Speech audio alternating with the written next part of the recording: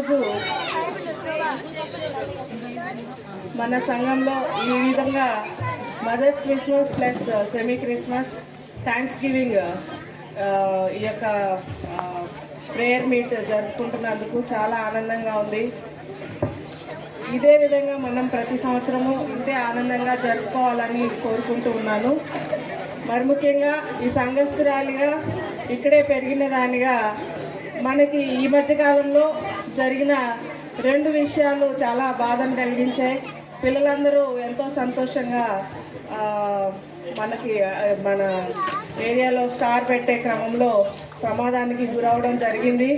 నిజంగా మన ఎన్నో కుటుంబాలకి క్షోభ కలిగించే గొప్ప ప్రమాదం నుంచి దేవుడు తప్పించాడు. మన పిల్లలందరూ కూడా క్షేమంగా ఈరోజు మనందరి మధ్యలో ఉన్నాడంటే కేవలం దేవాతి దేవుడి యొక్క కృప, మనందరి పట్ల ఆయనకున్న దయ అని నేను గట్టిగా నమ్ముతూ ఉన్నాను.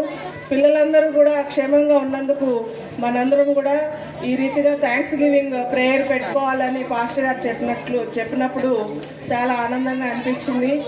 ఈ పిల్లలందరూ ఎవరైతే ఈ కార్యక్రమంలో పార్టిసిపేట్ చేశారో వాళ్ళందరూ కూడా ఇది ఒక కొత్త జీవితంగా భావించి దేవునికి తమ జీవితాలని అంకితం చేసుకొని ఫర్దర్గా వాళ్ళు చేసే ప్రతి కార్యక్రమంలో కూడా దేవుణ్ణి ముందు పెట్టుకొని చేయాల్సిందిగా కోరుతూ ఉన్నాను. కాబట్టి ఇక్కడ ఉన్న కుటుంబ సభ్యులందరికీ కూడా మరొకసారి ఈ కార్యక్రమం ద్వారా శుభాభినందనలు తెలియజేస్తూ ఉన్నాను. ఎందుకంటే చాలా గొప్ప ప్రమాదం అది. తెలిసినప్పుడు నేనైతే చాలా షివర్ అయిపోయాను. 2-3 రోజులు అసలు వాళ్ళకి ఏమవుతుంది ఏంటి అని చాలా భయం వేసింది. బట్ దేవుని కృపండి.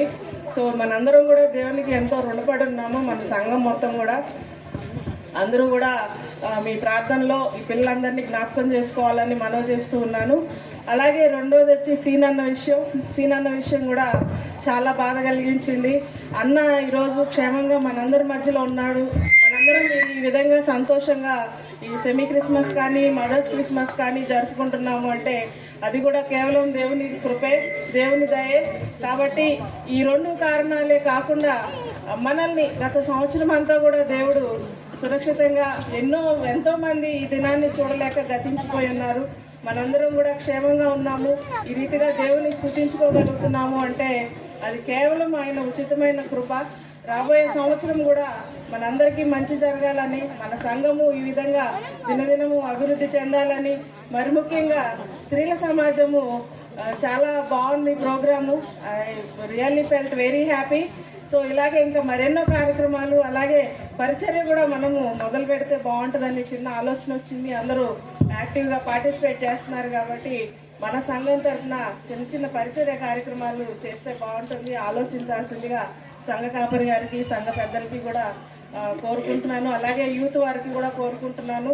మనకి చేతనైంది మనము బయటకు వెళ్ళి చేయగలిగితే బాగుంటుంది. It will be a blessing, మన సంఘానికి మంచి బ్లెస్సింగ్ అని నేను అనుకుంటూ ఉన్నాను. దానికి అన్ని విధాలుగా తోడ్పాటు ఇవ్వడానికి మేమైతే రెడీగా ఉన్నాము.